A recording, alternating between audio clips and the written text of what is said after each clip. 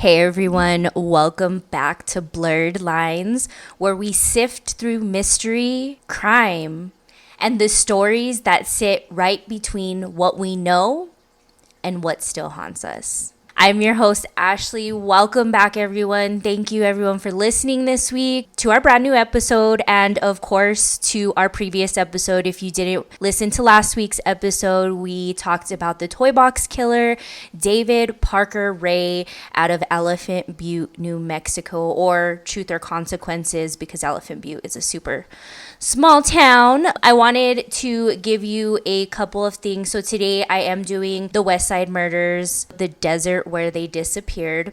And I mentioned it briefly in the last episode about David Parker Ray. And I thought it would be a good idea to do this because this happened out in Albuquerque, which I've lived in Albuquerque area, but I have lived in Albuquerque. I've actually lived near this area, which I wanted to include to you guys to go follow me on YouTube. The episodes do drop on YouTube as well, but I'm going to do a video because after learning a lot of this case, I was like, oh my God, I could do a video. I'm so close to all of these locations. So I thought that it would be a cool idea to do that. So be sure you're following me not only on YouTube, but also my TikTok, Instagram, Facebook. We talk about true crime. Same thing as here. I talk about true crime, conspiracy theories, and gossip on my social media. So if you like any of those things, definitely follow me. We're talking about a lot of things right now. So go and check it out. I also wanted to let you guys know as well, it does cost me to run this podcast. And even though I recently started monetizing and setting up ads and things like that, it does cost me to run this. And as you guys do know, I work. I do my podcast and I do my social media. So if you guys ever want to donate to keeping Blurred Lines podcast alive, I do have a donation link. And you can also find that in my links anywhere you're listening to this. It's a GoFundMe to keep Blurred Lines podcast alive. I pay for a monthly subscription for sharing this anywhere you guys can listen to podcasts, also equipment and things like that. I recently got me a computer, which I'm extremely grateful for. So equipment is highly wanted, and like I said, I'm still looking for people to do music as well, because I will definitely credit you. It's just getting copyright strikes on YouTube is not it. But anyways, be sure you guys are following me, and thank you so much for listening. So again, today we're diving into one of the most disturbing and complicated cases in New Mexico history, and this usually goes by the West Side Murders, but you can also hear people call it the bone collector, serial killer, things like that. A lot of times, 118th Street is where these women were discovered. So that's another one that you'll probably hear a lot of. Now, before going into this, some of you guys may know that Mel Gibson starred in a movie recently that got released about this. It was called, I believe, The Boneyard or The Bone Collector. I don't even know, but this was trash. There was outrage last year in 2024 about this movie being released, and it was a big thing. I watched it because I thought, hey, let me just watch it and see.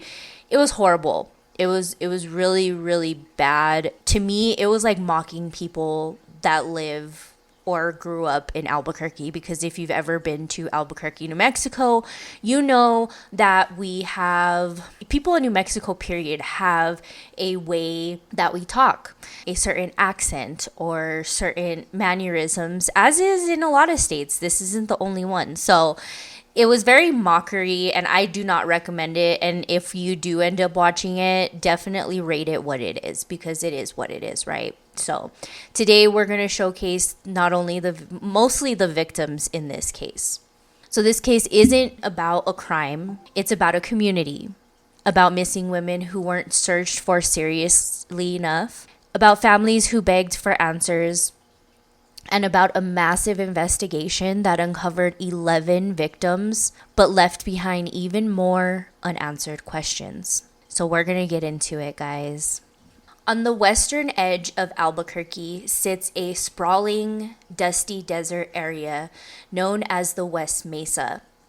Before 2009, it was mostly undeveloped land, dirt, brush, and the distant outline of the Sandia Mountains. So, again, since I am from Albuquerque, this area is very well built out now. And actually, prior to this happening, it actually was being developed. Interesting fact there. If you've lived in Albuquerque like me at the time, you probably remember hearing about missing women. Many of them young, many struggling with addiction or homelessness, many involved in sex work. Their disappearances were often brushed aside. Police recorded them, but the cases didn't get much traction. There was no single narrative that tied them together. That all changed on February 2nd of 2009, thanks to a single woman walking her dog. This woman's name was Christine Ross.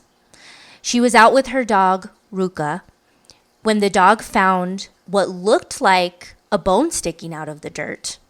Christine took a picture and then she sent it to her sister, who happened to be a nurse. In some cases, I have heard that she is a doctor. Her sister responded almost immediately, telling her to call the police now. The bone wasn't from an animal. It was human. When police arrived, they expected maybe one victim, maybe a leftover from something older, a cold case, something isolated. Could you imagine that? Something left over? But the more they dug, the more they found. And over the next few months, police uncovered 11 bodies and one unborn child. All were women. Most were young. All had disappeared between 2001 and 2005. This was no accident, no isolated event. This was a burial ground.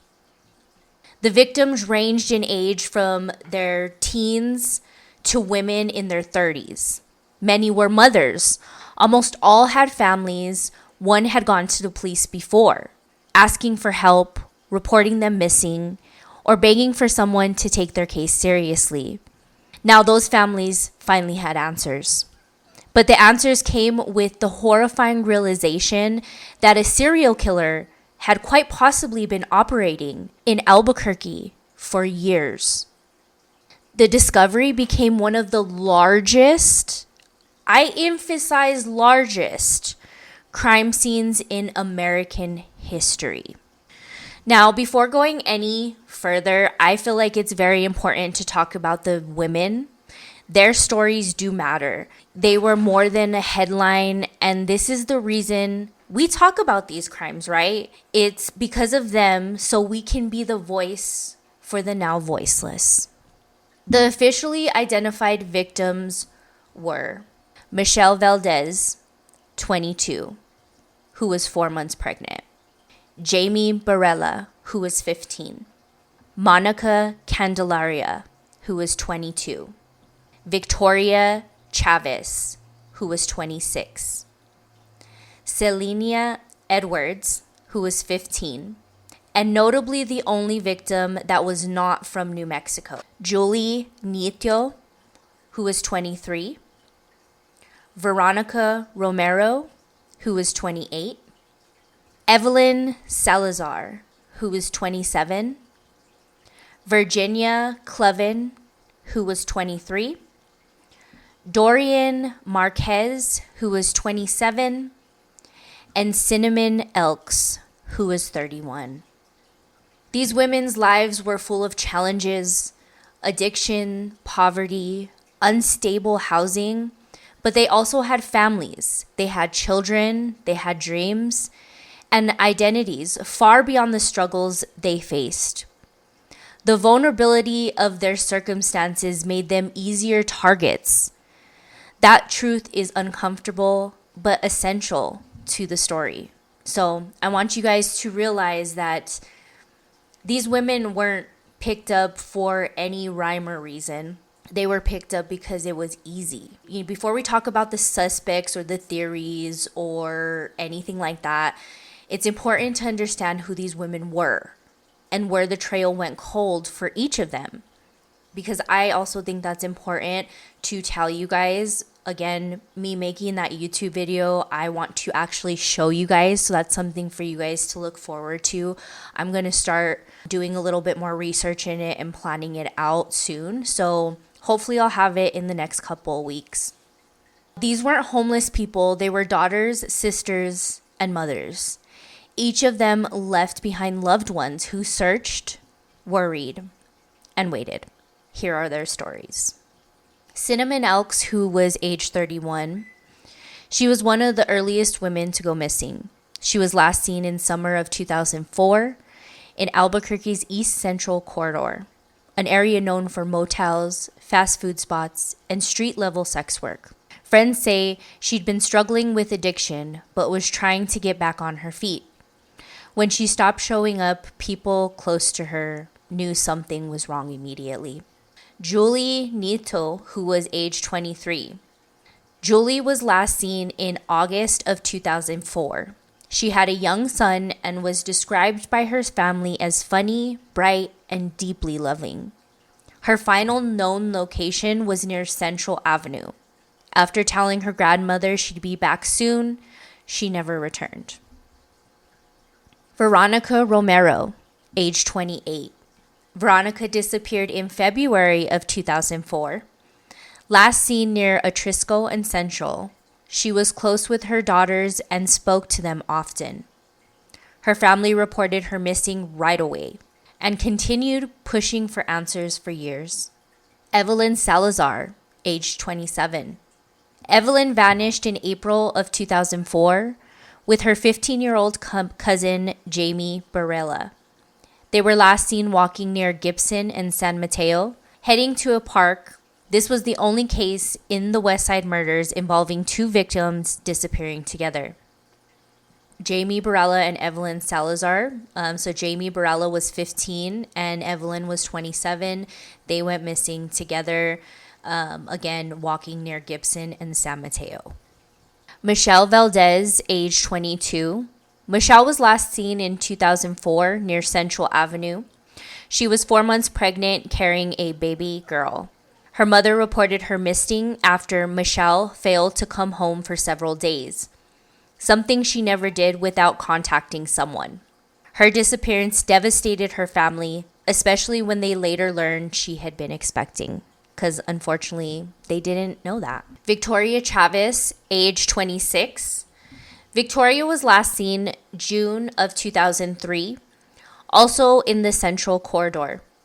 Described as outgoing and easy to talk to, she was known to frequent the area around Louisiana and Central, where interestingly enough, you will find out that is where the state fair grounds are at.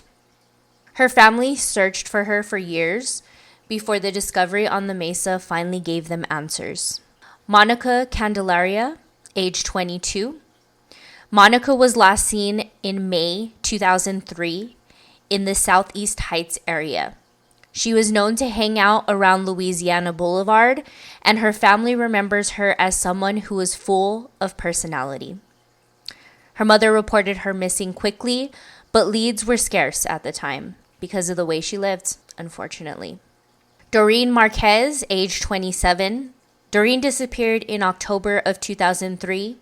She was last seen at a drug rehabilitation center and later near Louisiana and Central, according to some reports.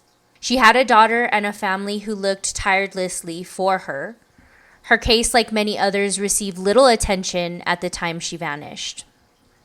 Virginia Cloven, age 23. Virginia was last seen in 2004. Her father recalled that she had been staying near Central Avenue, moving between motels and friends' apartments. She called him asking for help, saying she wanted to come home and change her life. Before he could get to her, he never heard from her again. Sylania Edwards, age 15, and that's Syllania. I hope I'm saying it correctly. Sylania was the youngest of the victims and the only one not from New Mexico. A runaway from Oklahoma, she drifted into the sex work circuit and was last seen in 2004 in the company of another unidentified woman believed to also be a trafficking victim. Her case highlights how vulnerable out-of-state runways were to predators in the Southwest.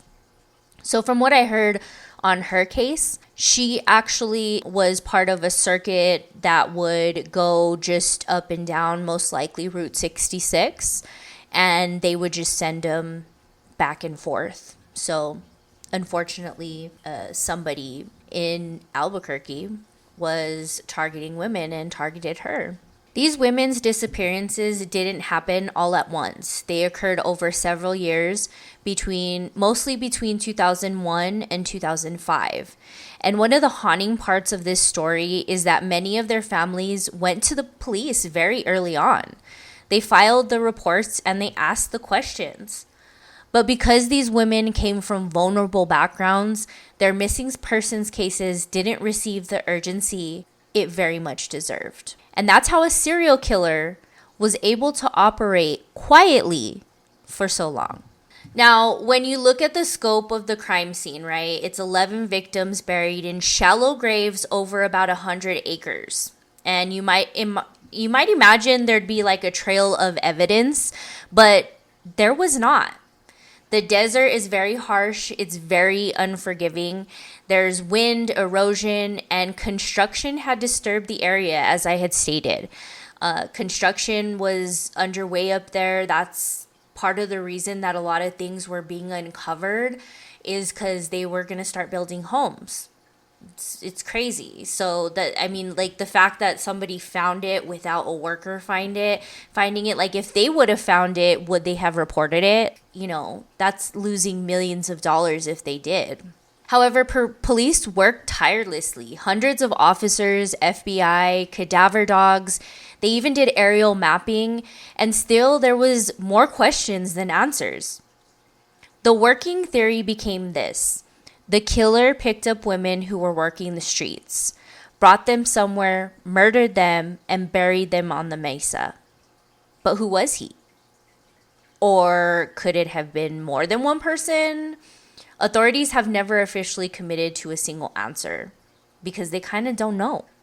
It can be multiple. We've talked about this before in other cases, like with the Lady Bird Lake case, we've talked about how it's not out of the realm to have, especially now with the internet. I mean, even in the early 2000s, I can see it happening. Now, I did say previously that like David Parker Ray could have been part of this, but as I was researching this and I was listening to other podcasts and things like that, I started realizing, okay, this was after that.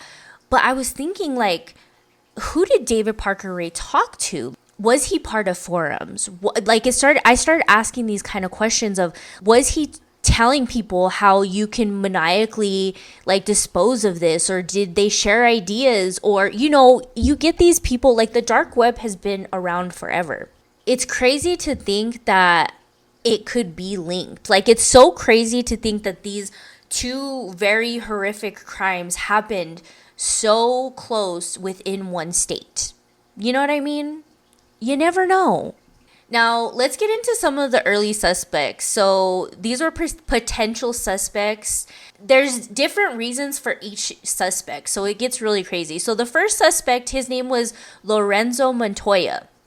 All these men are just despicable, so just trigger warning on this part, guys.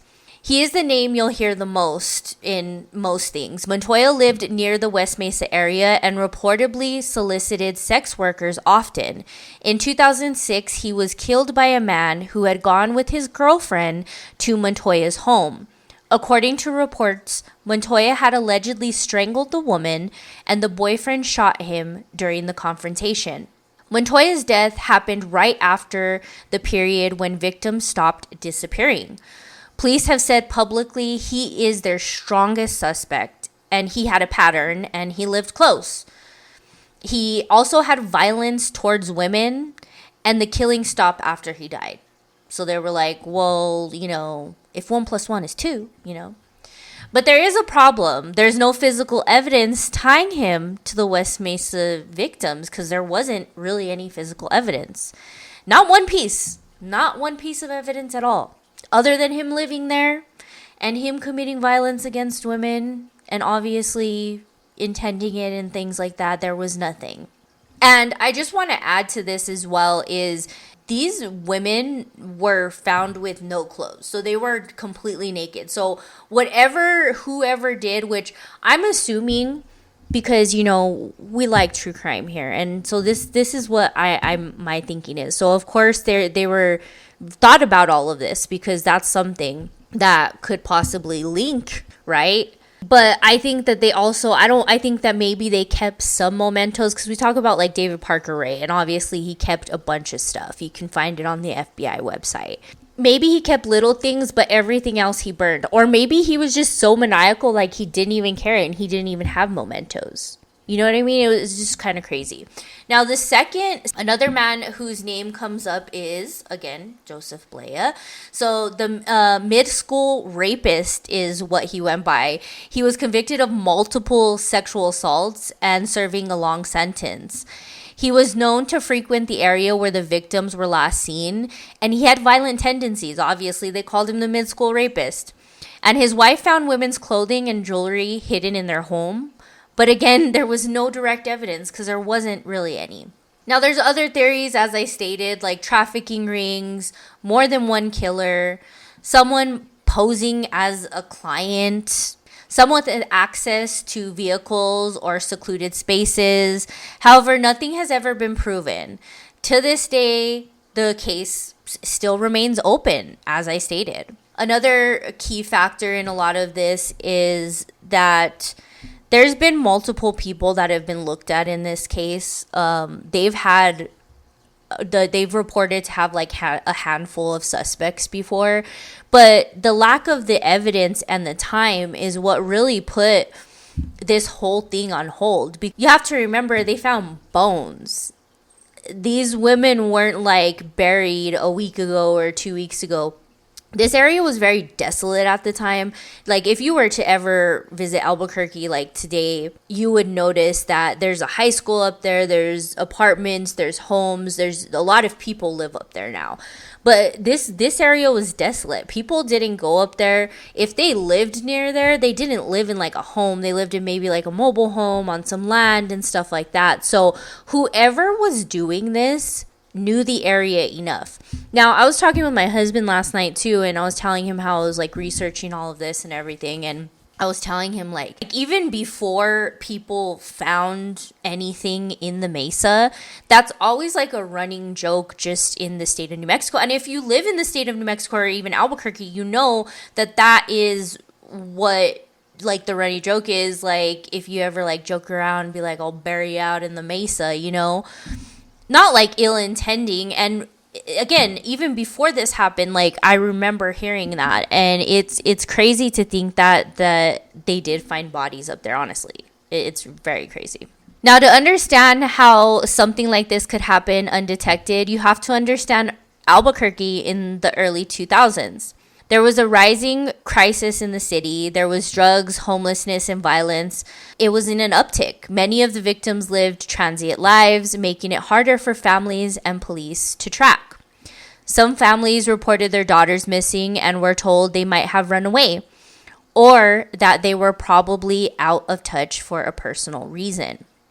The lack of urgency allowed the disappearances to blend together, until that February day in 2009 when the truth surfaced literally from the dirt. So, again, and then you have to think like in the early 2000s, that was barely when like cell phones were coming out. So you have to also remember like things weren't easily tracked and people weren't easily findable because not everybody had the luxury of a cell phone, especially if they lived a certain lifestyle. Now, not all these women, I want to make this clear, is not all these women were in this lifestyle because of they chose to be in this lifestyle. You know what I mean? I'm sure they had people that were surrounding them that tried to help them, but you can't really help somebody until they actually want it. That's just always been my perspective. But that's not ever a reason to not want justice in a case. And honestly, like, I really just hope that the person that did this is deceased. But again, it brings me back to, like, is there a group somewhere? Well, again, we've talked about it before. Like, is there a group of, like, serial killers? Like, it's very much possible. Now, the discovery sent shockwaves through Albuquerque. Families mourned, vigils were held. The city had to confront the fact that vulnerable women were disappearing and being ignored. There's a memorial now on the West Mesa honoring the victims. People leave flowers, tokens, prayers. It's a quiet reminder of a tragedy that still casts a shadow. So again, this is the area I was telling you guys I'm going to be doing a YouTube video. So right after this, I'm going to start working on it because I have all of this fresh in my mind. Just be prepared for that. I haven't been up there. I haven't been to this park. But last year we had went like around it, and let me tell you, it's kind of eerie. And like I said, I actually used to live like 2 blocks away from that. So let's talk about the case and why it's so difficult to solve. So like I said, the first thing would be time. Years had passed between the murders and discovery. DNA degraded, evidence vanished, and important details disappearing with the shifting sand. The lack of witnesses, the victims' lifestyles placed them, again, in high-risk situations, and those in similar situations were often hesitant to talk to the police, either out of fear or distrust. And again, there was no clear crime scene, like were the bodies buried, where they were killed. Was it in a house? Was it in a vehicle? Was it in a remote location somewhere near there? Police have never been able to establish that one primary scene for the girls murdered. And of course, the desert. Erosion was so severe in the area, and some bones were removed from the original burial sites. That made mapping the timeline much harder. They did do like aerial viewing on this. Like they did like an aerial scan.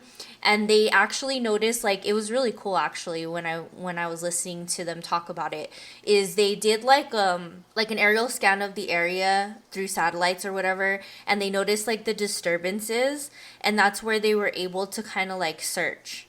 They searched, like I said, 100 acres. This is over, I believe they said it was over 100,000 acres or something out there. I could be wrong, but don't quote me on that, but craziness.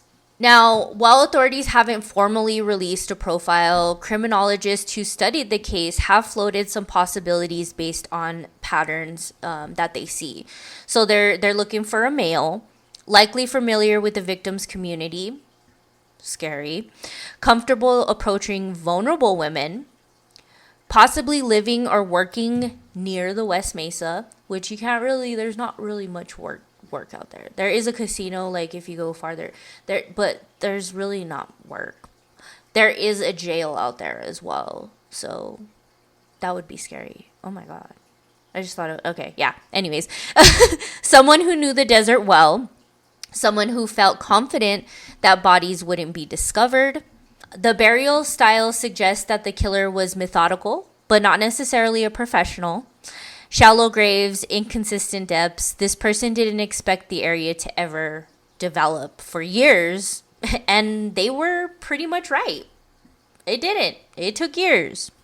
So every few years, Albuquerque police release updates, but so far nothing substantial has cracked the case. In 2001 and 2022, new tips came in. In 2023, teams reviewed older data with new forensic technology. And in 2024, the FBI again encouraged public leads, which we will also do at this end of this episode. But no arrests have ever been made. If anything, this case is considered active but cold. To me, it's like, I guess it's hard because you also think about, did that person pass? Who were they? Did they commit other crimes that could be linked? And it could be just so simple, but not, because there's no evidence. That's the main barrier in this whole case. Now, one of the most tragic aspects of the West Mesa murders is how preventable this might have been. Families reported the women missing. Community members spoke about fears. And there were rumors for years that women working certain streets were being targeted. Had those warning signs had been taken seriously, maybe there wouldn't have been 11. This case exposed a painful truth. Society often ignores danger when the victims belong to marginalized groups. But these lives matter. These lives mattered, and they still matter to this day. Now, one more theory that I just wanted to kind of put out there is also they were talking about like corrupt cops. There was like this rumor allegedly that was going around that there were APD workers that were abusing prostitution, sex work, all this stuff in certain areas. And there was talk amongst some people in the police department, in Albuquerque Police Department, allegedly, that they could have been also killing women. So that's also a really strong possibility that had crossed my mind before other people had started saying it. Now, APD came out and they stated that they did do an internal investigation, but I don't know. I just think that that's very interesting because they knew about development, like, you know, that too. I don't know. It's just something to think about, you know. To this day, several questions still linger. Was there one killer or more? Did anyone help bury the bodies? Are there victims we still haven't found? That's the scariest one right there. And why did the killer stop in 2005? Did Montoya's death truly end the murders? And could someone still be out there?